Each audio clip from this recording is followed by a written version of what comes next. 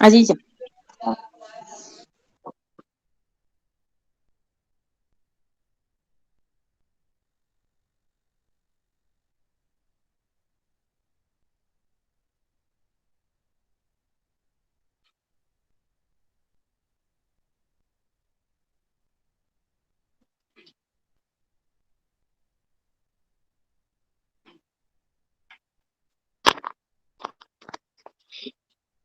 Listo, ahora sí, ¿verdad? Sí, ahí ya se mira bien. Bueno, muchachos, me disculpan la demora, es que salí, llegué corriendo ahorita a organizar todo. Vamos a hablar hoy sobre el balance hidromineral. Eh, soy el doctor Jesús Rivas, yo soy cirujano general. Bueno, cuando nosotros hablamos de balance hidromineral, tenemos que tener en cuenta, primero que todo, que el organismo está constituido por diferentes compartimentos hídricos y que estos están separados por diferentes membranas. Estos compartimentos hídricos pues tienen una composición de solutos que varía diferentemente, o sea, considerablemente entre ellos. En condiciones normales, estas membranas lo que mantienen un equilibrio entre estos diferentes compartimentos. Y este equilibrio es lo que nosotros llamamos como homeostasis o homeostasia. Y para poder mantener el equilibrio o la homeostasia se requiere de energía, que esta energía se produce como resultado del metabolismo aerobio intra o dentro o en el interior de las células, que, que continuamente pues está produciendo en el espacio y dentro de las células. En condiciones normales, el flujo pues, tanto de los diferentes líquidos, tanto como la sangre, la linfa, el agua, los solutos, son los que le aportan a las células los sustratos en una solución acuosa. Y al mismo tiempo, el flujo de agua es la que transporta todos los residuos o toxinas o productos pues, residuales hacia el riñón y hacia los pulmones para su excreción. Ahí vemos la importancia de lo que es el agua. De forma general, o al menos una de las funciones más importantes del agua dentro del organismo, pues es mantener el medio interno, mantener el transporte de las sustancias nutritivas, tanto de proteínas, enzimas, hormonas, y de su eliminación y de la eliminación de las sustancias tóxicas, las cuales se eliminan por los diferentes medios. Se caracteriza por realizar, o sea, por permitir todas las reacciones que mantienen el equilibrio del medio interno. Solamente esto es demasiado amplio como funciones para el agua. Quiere decir que todas las funciones metabólicas prácticamente o de reacciones que mantienen el equilibrio están mediadas por el agua. Además, de entre otras funciones muy importantes, pues es regular la temperatura. Funciona además como sustancia que permite la lubricación de los diferentes sistemas, tanto digestivo, respiratorio, urinario, hace parte del líquido cefalorraquídeo, lo encontramos en el globo ocular, en las glándulas, en los conductos de las glándulas, etcétera, etcétera, etcétera. Quiere decir que todo prácticamente en su composición vamos a encontrar el agua. Hace parte importante también de lo que es, o sea, en gran porcentaje de lo que es la sangre, componiendo en parte el plasma sanguíneo, ¿sí? Con un componente, o sea, componiendo alrededor del 91,5%. Quiere decir que el 55% del volumen sanguíneo está compuesto de agua. ¿Qué es un balance hídrico? Para nosotros poder entender lo que es un balance hídrico, debemos saber lo que es el agua corporal total, ¿sí? El agua corporal total no es más que el líquido total que encontramos en el organismo, en sus diferentes tejidos, en sus diferentes compartimentos, todo lo sumamos para definirlo como agua corporal total. Está representando alrededor de entre un 60 a un 70% por ciento del peso corporal total. ¿sí? Y está distribuido en dos compartimientos, que es el espacio extracelular y en el espacio intracelular. De este encontramos un 40% ocupando el espacio intracelular y un 20% en el espacio extracelular. Cuando hablamos del espacio extracelular, este lo vamos a encontrar dividido un 15% extravascular y un 5% intravascular. Y además tenemos un 3% que está representado en terceros espacios. Esos terceros espacios son los líquidos que encontramos en la cavidad pleural, en la cavidad peritoneal, en el líquido cefalorraquídeo, secreciones de glándulas digestivas, en líquidos del tubo digestivo, ¿no? Y que, o sea, representa un 3% en condiciones fisiológicas y que ya toma importancia en casos, pues, que afectan estos terceros espacios como derrames pleurales, ascitis, obstrucciones intestinales. Los electrolitos, pues, son aquellas sustancias que tienen una carga eléctrica y que permiten, ¿sí? Determinadas funciones asociadas a cargas eléctricas y a consumos de energía también. Cuando nosotros hablamos de electrolitos, estamos hablando de que los más importantes son los que mayor están involucrados en todo el proceso de trastornos electrolíticos, o sea, y de todas las funciones del medio interno, vamos a encontrar al sodio, al cloro, al potasio y los fosfatos. De ellos, el espacio extracelular está ocupado principalmente por sodio como cation y por cloro como anión. Y el espacio intracelular principalmente por potasio como cation y los fosfatos como aniones. Tenemos que tener en cuenta, o sea, estamos hablando inicialmente de generalidades y de conceptos básicos para poder entrar ya en el tema. Bueno, nosotros tenemos que saber que las necesidades diarias de agua en el ser humano van entre 25 a 35 ml por kilo por día, más o menos unos 1500 ml. El agua endógena, ¿sí? O agua oxidativa, que es es un agua que se produce resultado del ciclo de Krebs, ¿sí? Donde se produce ATP y además eh, CO2 más agua, se cuenta como un ingreso. Quiere decir que es un agua adicional que se produce en el organismo y la contamos también dentro de nuestro balance hidromineral. Y debemos tener en cuenta como un aproximado para una persona de aproximadamente unos 60 kilos, como unos 300 ml para 24 horas. O lo podemos calcular también por kilogramo a razón de 4 a 6 ml por kilo por día. ¿Cuáles son las necesidades diarias de sodio, cloro y potasio? Estamos calculándola aproximadamente entre el sodio y el cloro entre 75 a 100 mil equivalentes por día. O podríamos llevarlo a razón de 2 a 5 mil equivalentes por kilo por día. Y de potasio entre 75 a 80 mil equivalentes, igualmente entre 1 a 3 mil equivalentes por día. Aquí nosotros tenemos que saber que el 60% del 60 al 70% del peso corporal está constituido por agua, que en condiciones normales un individuo sano debe consumir aproximadamente entre unos 2.500 a 3.000 ml de agua al día, que se puede distribuir en agua visible, ¿sí? Que es el agua que lo tomamos en líquido, que podría ser entre unos 1.000 a 1.500, pero que también debemos tener en cuenta el agua que está contenida en alimentos sólidos, que podría estar calculada alrededor de unos 1.000 ml, y además del agua metabólica, como lo habíamos mencionado. ¿Listo? Debemos conocer también que en el organismo se producen secreciones, que cuando nosotros hablamos de líquidos eliminados y administrados, debemos tener en cuenta que además hay líquidos que se producen o sea, y que se drenan al tubo digestivo. Ustedes esto deben saberlo y se lo deben aprender tal cual. De saliva se produce alrededor de 1.500 ml en 24 horas, de secreciones gástricas se producen alrededor de 2.500 a 3.000 ml en 24 horas.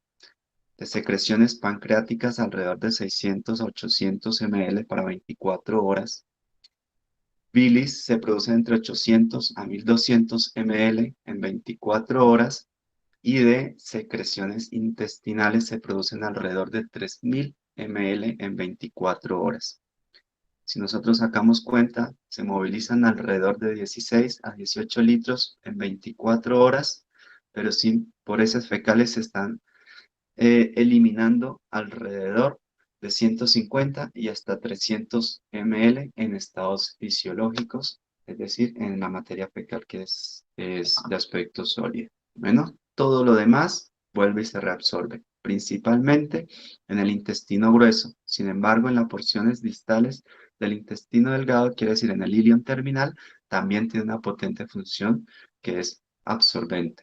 Bueno, o sea, el intestino delgado, sus primeras porciones secretoras, o sea, tiene funciones secretoras, alrededor de 3.000 ml para 24 horas, y en sus porciones distales con funciones de absorción muy fuertes. También deben conocer los valores normales de los electrolitos. Tienen que tener en cuenta la referencia de los laboratorios. Hay laboratorios en los que varían los valores, pero siempre dan un valor de referencia, es decir, los laboratorios le van a decir, está en tanto y el valor de referencia es en tanto y entre tanto. ¿Listo? Esto deben tenerlo en cuenta. De forma general o estándar, tenemos que los valores normales del sodio están entre 135 y 145 miliequivalentes litro, que el potasio está entre 3.5 y 5.5 miliequivalentes litro, y el cloro lo tenemos, perdón, entre 97 a 110 miliequivalentes litro. ¿Qué debemos conocer también? Debemos saber que la solución salina fisiológica, quiere decir que el cloruro de sodio al 0,9%, contiene 154 miliequivalentes de sodio y tiene 154 miliequivalentes de cloro. ¿Sí? Tienen que saber que una ampolla de gluconato de potasio, que generalmente vienen ampollas de 20 ml, contienen 25.5 miliequivalentes, y las ampollas de cloruro de sodio, que vienen ampollas de 10 ml al 20%, aproximadamente 0,2 gramos. 0,1 gramo de cloruro de sodio equivale a aproximadamente 17.000 equivalentes, por lo tanto una ampolla trae alrededor de 34.000 equivalentes de sodio. Esto también deben conocerlo para que ustedes puedan calcular de forma adecuada los trastornos electrolíticos. Bueno, ¿qué es un balance hidromineral? El balance hidromineral no es más que el resultado de la diferencia o de comparar el volumen y la composición de los líquidos recibidos como eliminados, ¿sí? Pero tiene que estar determinado en un periodo de tiempo. ¿Qué quiere decir? Que es el resultado de la diferencia entre lo que ingresa y lo que se elimina en un periodo que pueden ser desde horas, pocas horas, pueden ser 6 horas, pueden ser 8 horas, pueden ser 12 o pueden ser 24 horas. Generalmente el balance lo llevamos para 24 horas y no es más que un registro de todo lo que ingresa y de todo lo que elimina. Pero el resultado de esta comparación no ofrece un estado hidromineral de certeza, ¿sí? Siempre es necesario evaluar otros factores, ¿sí? Ya que se limitan por otros factores y es necesario apoyarse en otros criterios. ¿Cuáles? La evaluación clínica, los niveles de los electrolitos tanto en plasma como en orina, las hemogasometrías y otros como la hemoglobina, el hematocrito, la urea, la glicemia, proteínas totales, las densidades de la orina, los electrocardiogramas, etc. ¿Listo? ¿Qué consideramos como ingreso? Es todo aquel líquido o electrolito que ingresa al organismo humano por cualquier vía. Los ingresos, ¿por dónde pueden ser? Pueden ser por vía orales o similares. Por ejemplo, pacientes que se alimentan por sondas de gastrostomía o por sondas de Levin o por cualquier vía que ingrese al tracto digestivo. por vía parenteral o sus similares. Nosotros contabilizamos todo, todo, no solo lo que ingresa por vía parenteral, sino lo que ingresa por vía intramuscular, lo que ingresa por vía rectal, lo que ingresa por vía subcutánea, cualquier vía diferente a la oral. Y el agua endógena del cual ya habíamos hablado, agua oxidativa, que se calcula entre 4 a 6. Esta agua endógena o agua oxidativa siempre va a ser estándar. Cuando nosotros calculamos los ingresos, debemos poner ingresos por vía oral. Se le administró por alimentación, tanto. Se le administró por vía parenteral, tanto. Y al final se le administró más el agua endógena, tanto. ¿Listo? Recuerden que el cálculo del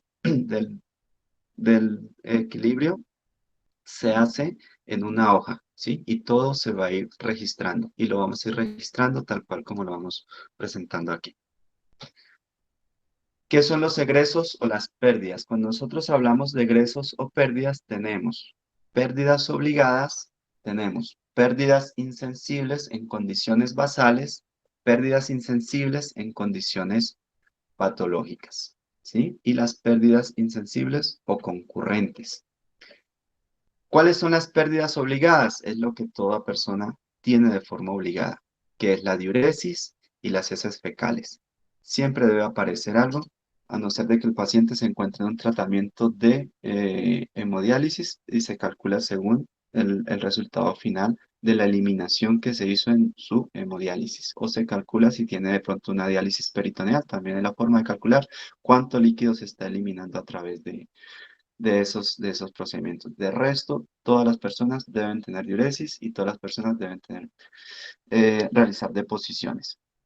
En condiciones fisiológicas vamos a calcular que toda persona debe eliminar alrededor de 1500 ml en 24 horas a razón de 0,5 a 1 ml por kilo por hora.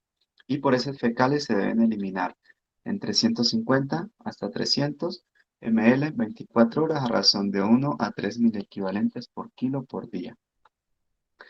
¿Qué son las pérdidas insensibles? Son aquellas que se eliminan por la vía respiratoria y por la piel. ¿Qué quiere decir? A través de la respiración. En condiciones basales o fisiológicas se calculan a razón de 5 ml por kilo por día y a través de la piel se calculan a 6 ml por kilo por día. ¿Qué quiere decir? Que cuando nosotros hacemos una hoja de balance mineral vamos a poner ingresos, ya lo que hablamos, y de egresos vamos a poner lo siguiente. Pérdidas obligadas, ¿cuánto fue la diuresis? ¿Cuánto fue por materia fecal? Si hizo deposición, se le calcula. Si no, no. Para este periodo de tiempo en el cual se está calculando. Y a través de los pulmones y a través de la piel, siempre se van a poner de forma obligada. Bueno, a no ser de que el paciente se encuentre en un estado patológico. ¿Qué quiere decir un estado patológico? Que el paciente tenga fiebre, por ejemplo. En el caso de que el paciente tenga una temperatura mayor a 38 grados centígrados, se debe calcular de 0,2 a 0,3 ml por kilo por hora por cada centígrado por encima de 38 grados centígrados. Si el paciente tiene polimnea, si el paciente está polimnéico, entonces se calcula cuando esté por encima de 25 respiraciones por minuto, a razón de 0,2 a 0,3 ml por kilo por hora por cada respiración por encima de 25. En otras condiciones patológicas, por ejemplo, pacientes que en tiempos quirúrgicos también se calculan las pérdidas a razón de 1 ml por kilo por hora. Y por cada hora de abdomen abierto, hay pacientes que nosotros lo tenemos en salas y lo manejamos sistemas abiertos. Cuando tenemos un paciente de esos, entonces tenemos que calcularle cuánto está perdiendo por abdomen abierto y refiere a 1 a 2 ml por kilo. Quiere decir que los pacientes que nosotros manejamos en UCIs o en pisos con abdomen abierto, debemos tener en cuenta que por el simple hecho de tener un abdomen abierto, está perdiendo líquido también, a esa razón. ¿Qué son las pérdidas sensibles o concurrentes? Son aquellas que se pierden, ya sean a través de apósitos húmedos, pacientes que pueden tener quemaduras, que pueden tener fístulas, que pueden tener sudoraciones excesivas, diarreas, o que están drenando por sondas nasogástricas, etcétera. Medimos o la cantidad que tiene, ¿sí? O la compresa o los apósitos que pueda empapar. Cuando hablamos de apósitos húmedos, vamos a calcularle que por cada uno de ellos se está perdiendo alrededor de 40 ml y por una compresa empapada está perdiendo empapada alrededor de 400 ml. ¿Listo? De lo contrario, obtendríamos la medida exacta de la cantidad que está perdiendo pues, al ser recolectada. Esto entonces es lo que conocemos como pérdidas concurrentes. ¿Cómo son las conclusiones? Pues vamos a sumar todos los ingresos, vamos a sumar todos los egresos por separados y sacamos una diferencia entre ellos. ¿Qué vamos a obtener? Que podríamos tener que la cantidad de líquido que ingresó, ¿sí? O el valor de los ingresos es mucho más, eh, es menor, ¿sí? Que el valor de los egresos. Por lo tanto, vamos a tener un valor negativo o un balance negativo. ¿Qué podríamos tener? Que los ingresos son mucho mayores que los egresos. Entonces vamos a tener que es un balance positivo. ¿Y cuándo vamos a considerarlo? Es decir, cuando está alrededor de una diferencia no mayor al 10%, entonces vamos a considerar que tiene un balance neutro. ¿Listo? Entonces, nosotros, según esto, ¿qué podríamos decir? Que el paciente o ha ganado o ha perdido agua, que ha ganado o que ha perdido sodio, que ha ganado o que ha perdido cloro, que ha ganado o que ha perdido potasio, o es una combinación de varias de ellas, de pérdidas o de ganancias de los diferentes componentes, no solamente no solamente hídricos, sino también electrolíticos. ¿A qué llamamos un balance acumulado? Un balance acumulado no es más que ir sumando, es decir, es sumando periódicamente los resultados hasta obtener un balance acumulado. O sea, es muy importante en pacientes que tenemos estadías, pacientes graves generalmente, que es muy difícil realizar el control de los líquidos y los electrolitos y que estos se van sumando con el pasar de los días. ¿Qué quiere decir? Que el primer día me dio un balance positivo de 500. El segundo día tenía que haberse corregido ese balance, ¿sí? Pero resulta que no, que tiene 200 positivo, quiere decir que el balance acumulado, ¿sí? Ya va sumando aquellos, es decir, 500. Y después al tercer día le sumamos 300 más, entonces ya llevamos un balance acumulado de 800. Esto es lo que nosotros nos permite ir reprogramando las reposiciones o restringiéndolas para poder llevarlo a un balance neutro. Entonces, el balance acumulado no es más que las sumas de aquellas diferencias, que pueden ser tanto negativas como positivas también. ¿Cómo nosotros corregimos? Tanto líquidos como electrolitos. Tres cosas básicas. Uno, debemos determinar cuál es el déficit que existe, tanto en cantidad como en calidad. ¿Qué quiere decir esto? ¿Cuál es el valor de ese déficit? ¿Cuáles son las necesidades que se deben consumir o que el organismo consume, de las que hablamos anteriormente, tanto de líquidos como de electrolitos? ¿Sí? ¿Y cuáles son las pérdidas que se van a tener en un periodo de tiempo? Bueno, para todos nosotros, para cada uno de los electrolitos podemos aplicar esto. Es decir, vemos cuáles son el déficit, es decir, nosotros decimos, bueno, potasio. El potasio le faltan 5 equivalentes por kilo. Bueno, ¿a cuánto debemos llevarlo? O sea, perdón, 0,5. ¿A cuánto debemos llevarlo? Debemos llevarlo a 4. Si nosotros lo llevamos a 4, quiere decir, tenemos que sacar el cálculo de cuánto nos falta para llevarlo allá.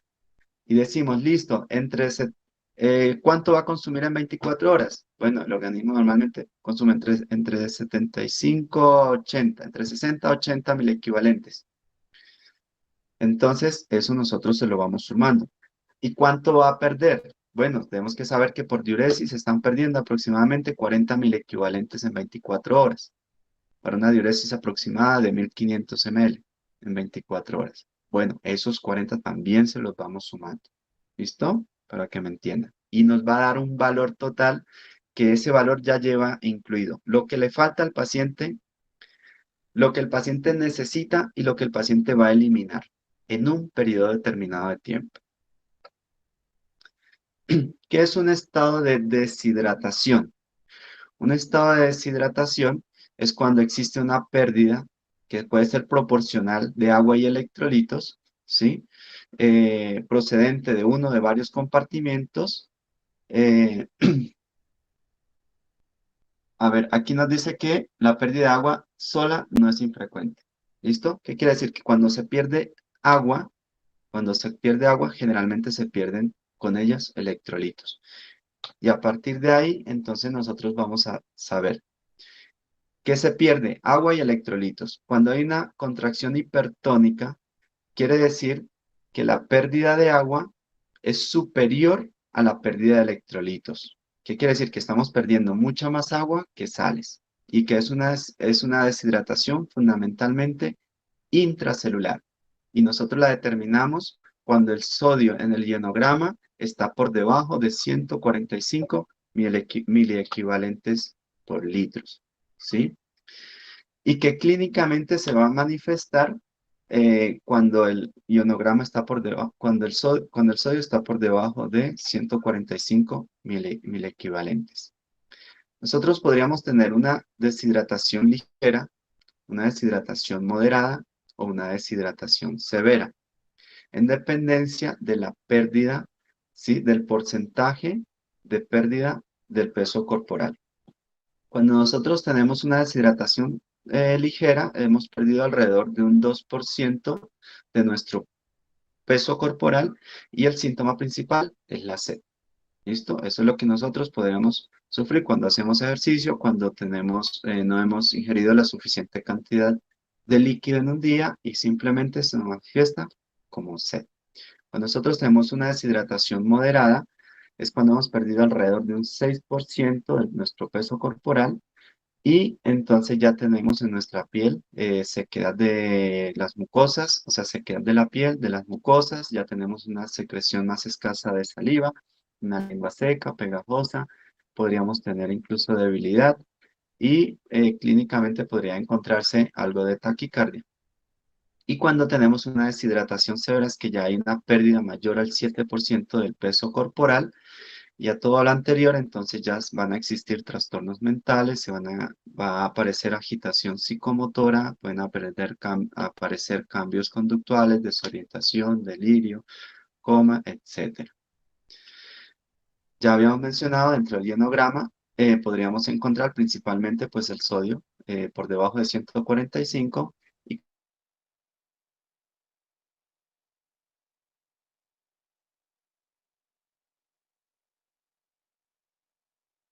milimol por litro, y el hematocrito también podríamos encontrar una hemoconcentración, por lo tanto el hematocrito podríamos encontrarlo un poco elevado.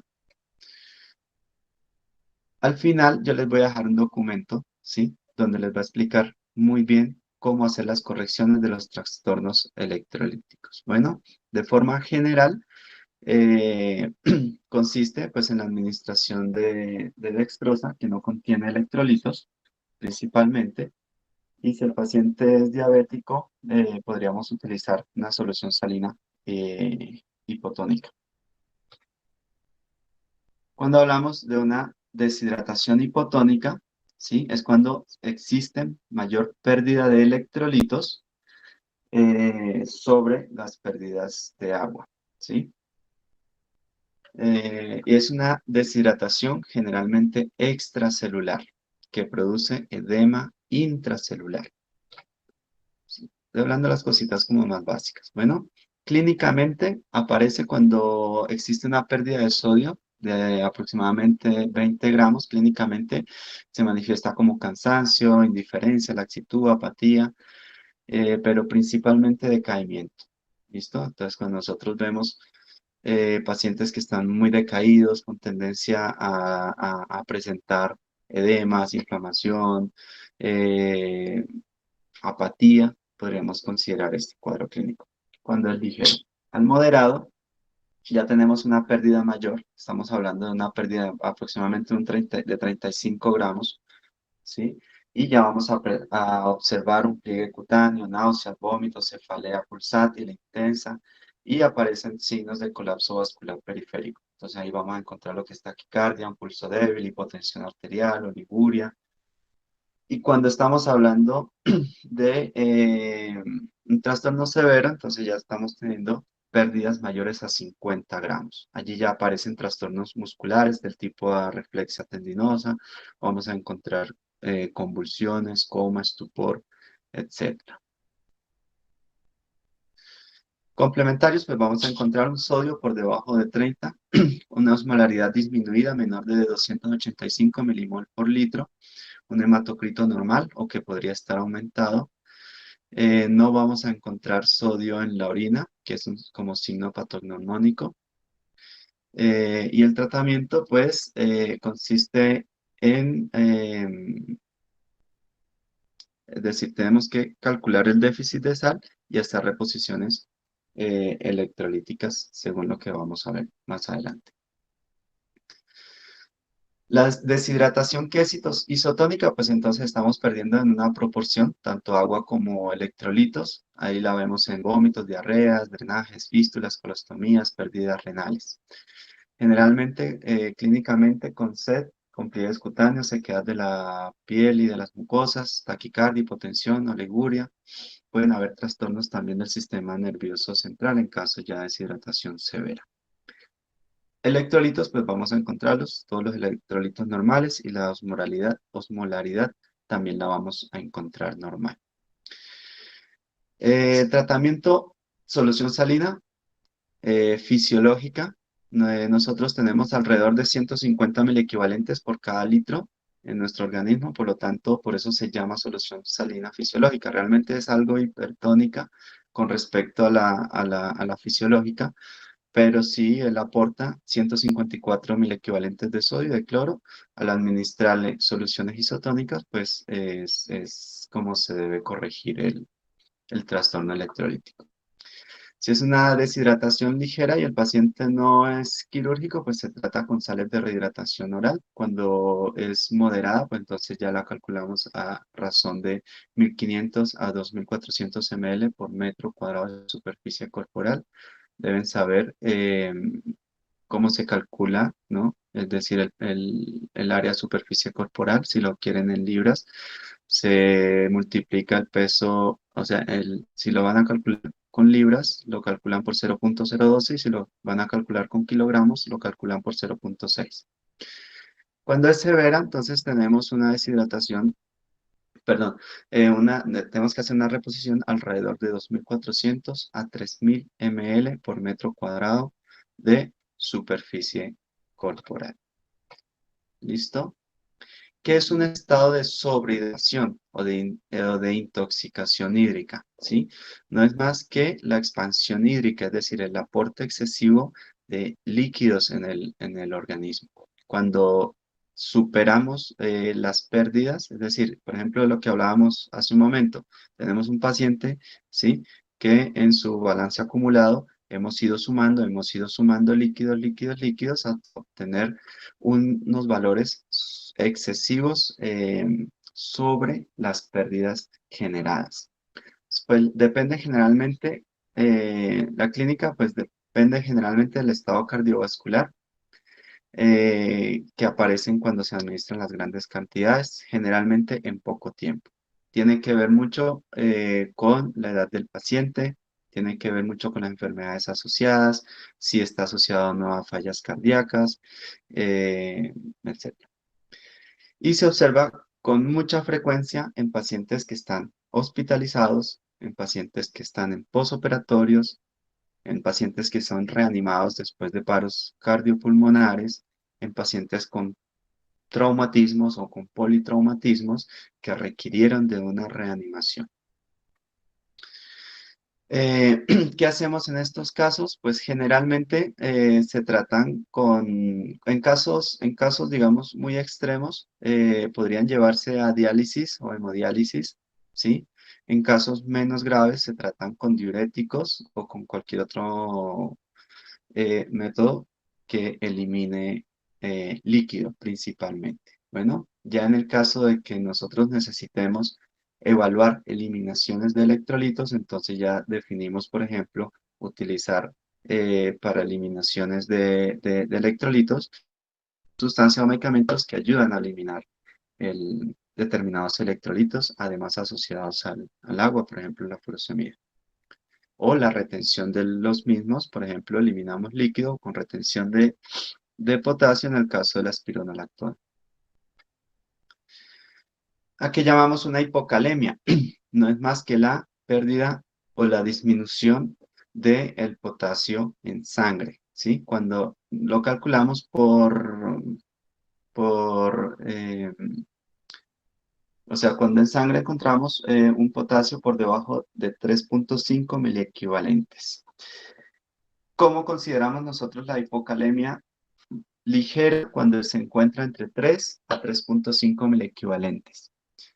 Es moderada cuando encontramos entre 2,5 y 3 miliequivalentes y es grave cuando está por debajo de 2,5 miliequivalentes.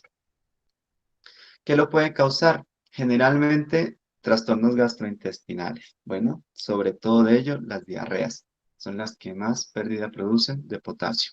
Renales, la alcalosis metabólica o el uso de diuréticos, como hablamos hace un momento, sobre todo la furosemida, las tiazidas, el ácido tacrínico también, el manitol, también eliminan mucho potasio. Durante los transoperatorios y los posoperatorios también se eliminan. Es una de las principales causas de ilio paralítico en nuestros pacientes que son posoperatorios. Pues cuando nosotros vemos un paciente posoperatorio que tiene distensión abdominal, que no expulsa flatos, generalmente lo primero que hacemos es hacerle controles de potasio, porque es una de las causas más frecuentes de ilio paralítico posoperatorio.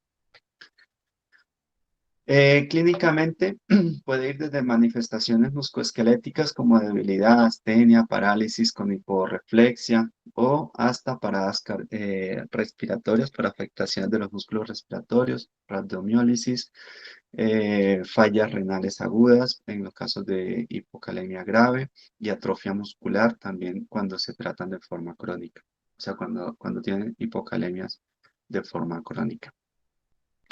Desde el punto de vista cardiovascular, va a producir alteraciones en el electrocardiograma. Vamos a observar un aplanamiento e inversiones de la sonda T, una onda U prominente, descensos del ST, prolongaciones del QT y del PR. Y todo ello pues predispone generalmente a arritmias que pueden llegar a ser muy graves. Alteraciones en el equilibrio ácido-base llevaría fácilmente a una alcalosis tipo metabólica, y a nivel renal y de vejiga a nefropatía hipopotasémica, atonía vesical y tensiones urinarias en estos casos. Y digestivas, pues el hilio paralítico, como lo mencionamos hace un momento. ¿Cómo calculamos el déficit de potasio?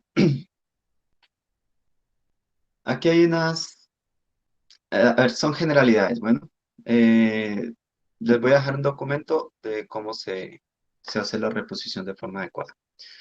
Hay que tener en cuenta que cuando nosotros tenemos potasios por debajo de entre 3 y 3,5, quiere decir que la hipocalemia sea ligera, simplemente tratamos de, si el paciente tiene vía oral, de reponerlo con vía oral, con iones K por vía oral.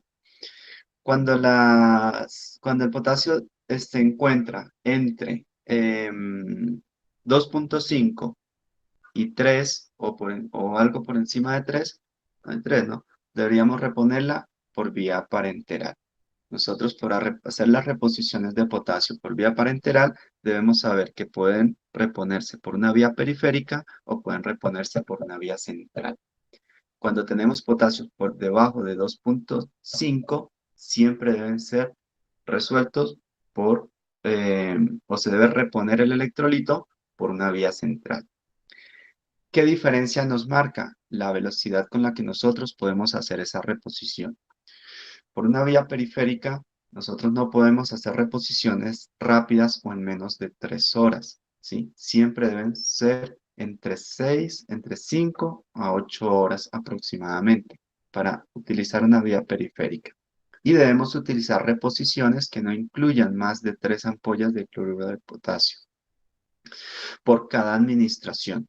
Cuando vamos a administrar electrolitos de potasio por vía periférica, debemos diluirlas en 500 ml y pasarlas en un transcurso entre 5 a 8 horas.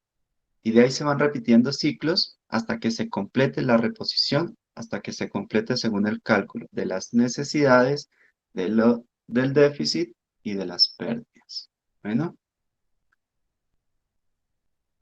cuando utilizamos una vía central, podemos utilizar infusiones en menos tiempo, aproximadamente entre 2,5 a 3 horas, y pueden estar diluidas alrededor de 250 a 300 ml. Y podríamos utilizar concentraciones aproximadamente de 3 ampollas, ¿sí? Alrededor de los 75 miliequivalentes para administrarlos en un corto tiempo. Y esto nos permite repetir los ciclos cuantas veces sea necesaria hasta lograr la reposición de una forma mucho más rápida, pero tiene que ser a través de un catéter venoso central. Cuando hablamos de hipercalemia, pues no es más que un potasio en sangre por encima de 5,5 miliequivalentes. ¿Cuándo lo vamos a ver? O cuando por ejemplo, se hizo una reposición de potasio y fue excesiva, no lo calculamos bien, ¿sí? O hicimos una reposición exagerada que no fue correcta. Entonces aumentamos los ingresos, ¿sí? O no se está eliminando, ¿ya? O hay una disminución entre el intercambio del sodio y potasio, y hay otras causas, digamos, endógenas como lesiones de tejidos musculares, acidosis, déficit de insulina, hemólisis intravascular, etcétera, que podrían llevarnos a una hipercalemia. Clínicamente se van a manifestar principalmente por arritmias, ¿sí? Por paro en diástole y en los casos, digamos, más leves, pues inicialmente empiezan con debilidad, fatiga, palpitaciones, parálisis, parestesias, etc. Cuando nosotros debemos prestar atención a los cambios electrocardiográficos, cuando tenemos ondas T altas y picudas, cuando hay ausencias de onda P o de ondas U, ondas P aplanadas, ¿sí? Cuando tenemos un potasio por arriba de 7,0 miliequivalentes, ¿sí? En el caso de la hipopotasemia o hipocalemia leve o sintomática, pues simplemente vamos a encontrar parálisis, palpitaciones, parálisis flácidas y debilidad muscular. Tratamiento, pues suspender inmediatamente la administración de potasio y todo aquello que elimine, o sea, que permite la eliminación del potasio de forma inmediata. Entonces, antagonizar los efectos del potasio en el corazón, fortalecer el calcio, fortalecer la salida de potasio del organismo con diuréticos, ¿sí? Utilizamos principalmente la furosemida, inclusive hasta el manitol. Yo les voy a dejar una.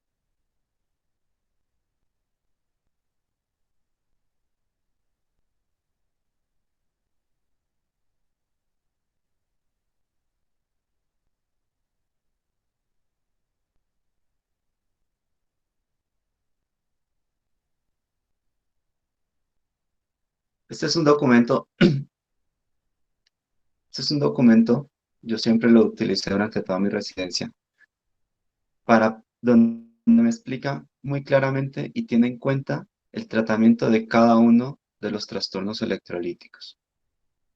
¿Sí? Aquí nosotros estamos hablando de la hiponatremia, ¿sí? Que debemos tener en cuenta si se trata de una hiponatremia que es aguda, crónica o de un tiempo desconocido y nos da, digamos, Doctor, dejo de compartir la pantalla, no se ah, mira.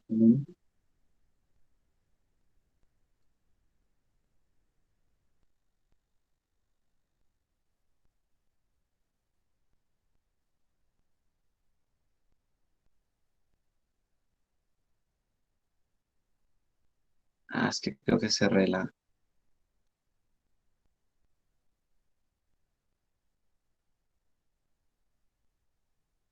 me salí.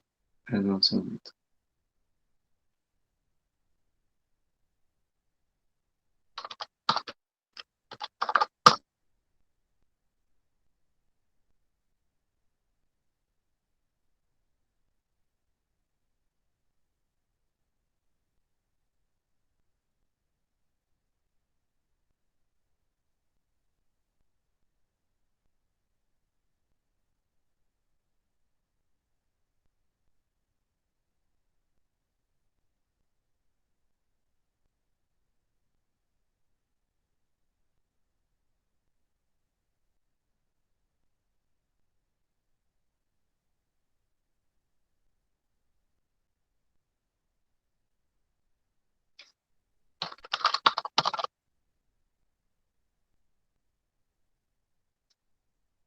Se lo envía a Marlin para que lo comparta, por favor.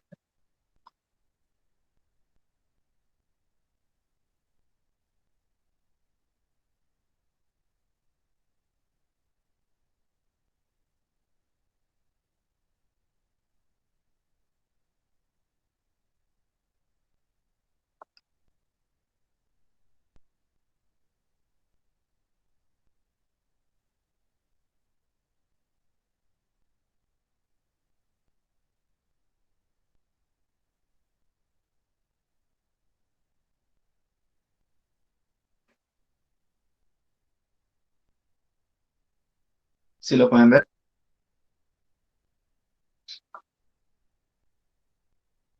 Sí, doctor. Sí, Bueno, le dejo este documento porque es como bastante amplio y seguro que les voy a decir y pues siempre digamos como que calcular las fórmulas, tener en cuenta los diferentes aspectos, pues no, es un poco complejo. Eso hay que sentarse, hay que aprender a aprenderse las fórmulas de memoria y tener en cuenta cada uno de estos aspectos. Este es el documento así como que más práctico que que he tenido, pues, y como más importante y más claro al momento de poder explicar cómo debe realizarse la corrección de los trastornos electrolíticos. Bueno, yo ahí se los dejo, pues si ya cada quien lo revisa, les recomiendo que se lo aprendan. Si ustedes se lo aprenden, con esto van a poder manejar cualquier tipo de trastorno hidroelectrolítico. ¿Listo? Hay una regla, hay una regla muy sencilla que nosotros tenemos en cuenta.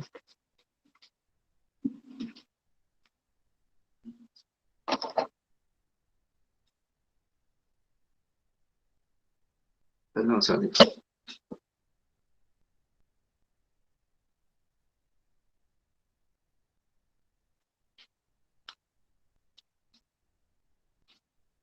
Vamos a hacer un ejercicio. Es decir, es lo más sencillo y lo más lógico para poder calcular un trastorno electrolítico. El ejemplo más claro para ello es el potasio. ¿Cómo calculamos nosotros el potasio?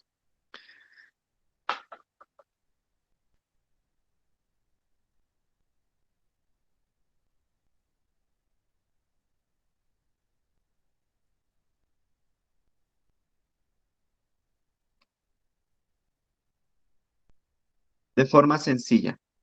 Nosotros tenemos que saber que el potasio tiene un valor normal entre 3,5 a 5,5 miliequivalentes.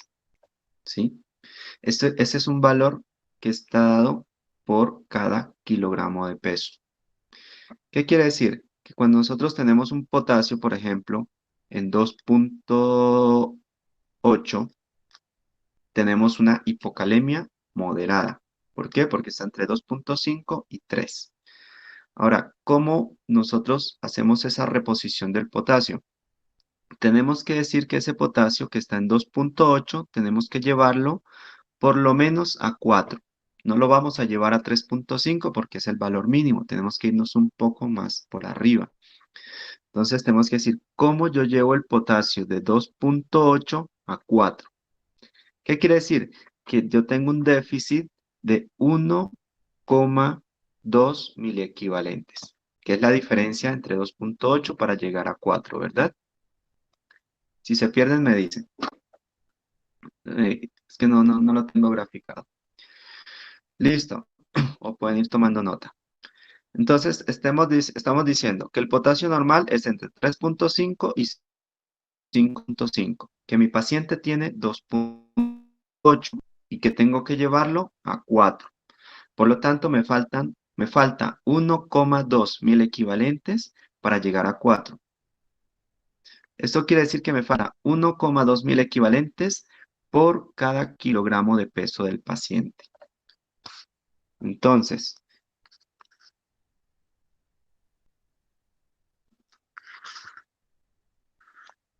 ¿me escuchan? ¿Aló? Es que tengo que sacar una calculadora.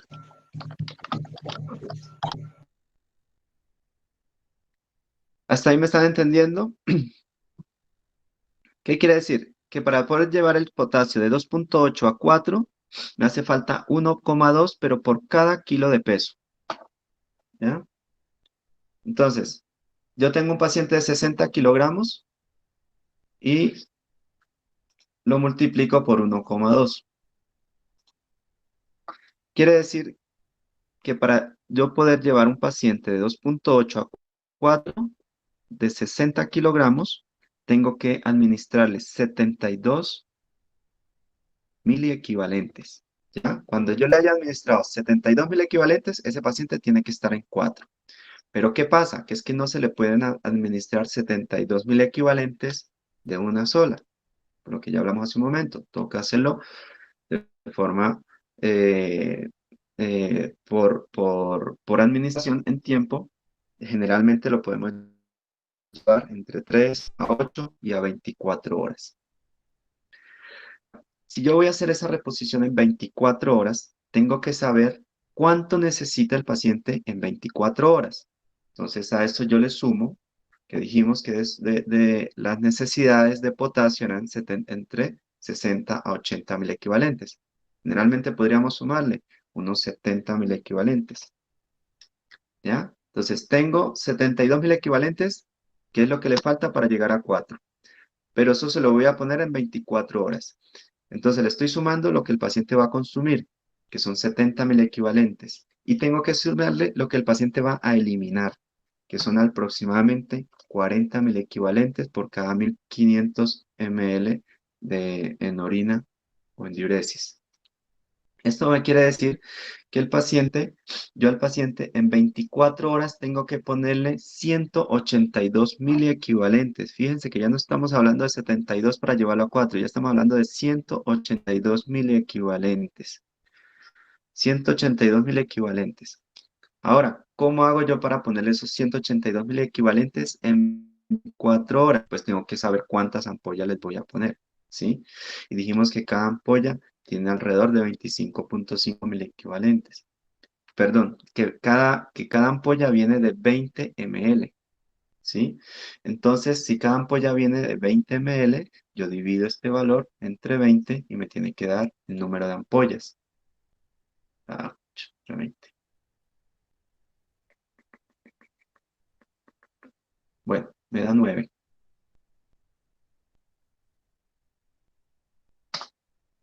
Bueno, dijimos que era 1,2 por 60.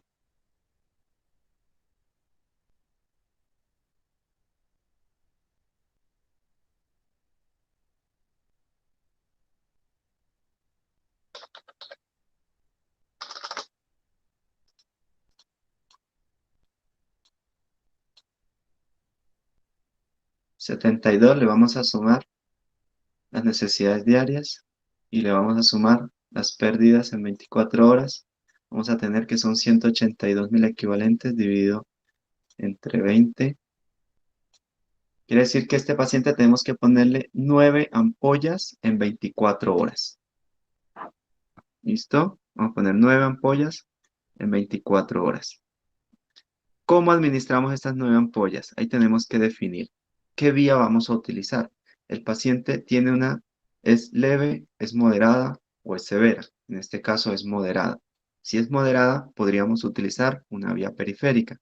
¿Qué quiere decir? Si es moderada y no tiene mayores síntomas, ¿sí? O no tiene síntomas graves, entonces podemos darnos un tiempo de 24 horas para poder reponer. Si el paciente tiene síntomas de gravedad o tiene una hipocalemia que es severa, entonces podríamos tener alrededor entre 3, 6 o 9 horas para hacer esa reposición. En este caso, como es moderada, pues tenemos 24 horas para hacer la reposición y esa reposición la hacemos por ciclos. ¿Qué decimos? Que la vamos a reponer por una vía periférica. ¿Qué quiere decir? Que cada administración tiene que ser puesta entre 5 a 8 horas y repetir tantos ciclos sean necesarios hasta completar, digamos, los 24 horas, la reposición en 24 horas. Tiene que ser en 24 horas porque nosotros estamos calculando pérdidas de 24 horas y estamos calculando necesidades en 24 horas. Voy a reponer en 12 horas, ustedes tienen que disminuirle al valor de las necesidades y al valor de las pérdidas también al 50%, porque es la mitad del tiempo en que se va a hacer la reposición, para que lo tengan en cuenta. ¿Qué quiere decir? Que si ustedes van a hacer una reposición rápida por una vía central, ustedes tienen que saber que las pérdidas que están calculando tienen que ser sobre el tiempo que se va a hacer la reposición, que las necesidades tienen que ser sobre el tiempo que se va a hacer la reposición. ¿Listo? En este caso, pues lo vamos a hacer para 24 horas. ¿Por qué? Porque es una hipocalemia que es moderada y que se va a usar una vía periférica. Entonces, hago esas 9 ampollas, las divido, ¿sí? Entre 3, 8 por 3, 24, ¿no es cierto? Es decir, yo tengo que hacer reposiciones de 3 ampollas. El sulfato de magnesio ayuda a que el potasio sea asimilado mucho más fácilmente, ¿sí? A que se incorpore mucho más fácilmente al espacio intracelular.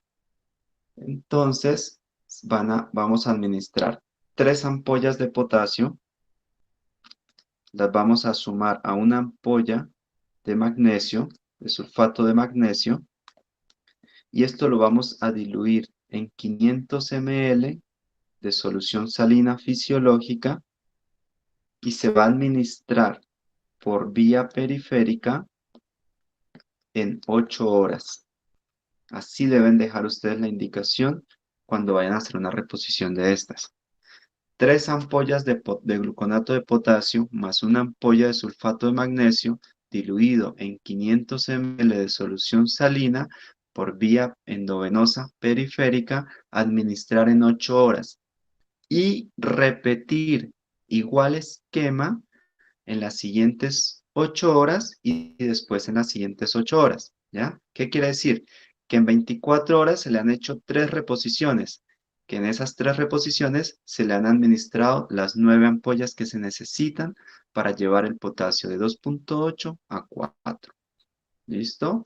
Si ustedes le ponen lógica, lo van a entender y no se les va a olvidar.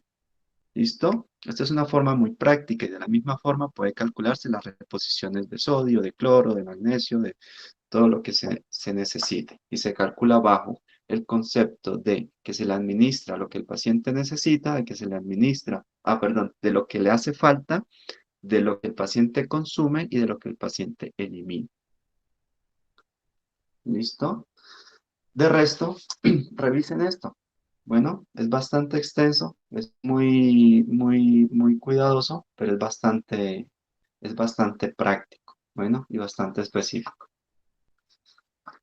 Listo, muchachos. Eso es todo en cuanto a trastornos electrolíticos. Tienen que saber, pues, que la hoja de balance hidromineral la van a calcular para un periodo determinado, generalmente 24 horas, y que ustedes la organizan como ingresos. En los ingresos ponen todo lo que ingresa según la vía por la cual ingresó y los egresos también asimismo lo organizan, ¿sí?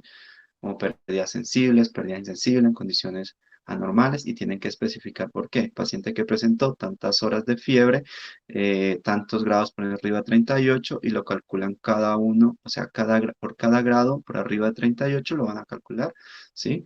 Según como lo vimos.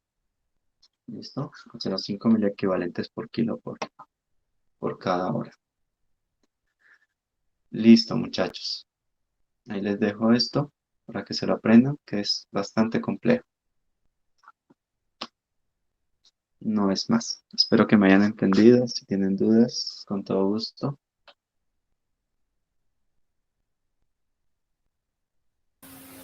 Gracias. Muchas gracias, doctor. ¿Me entendieron?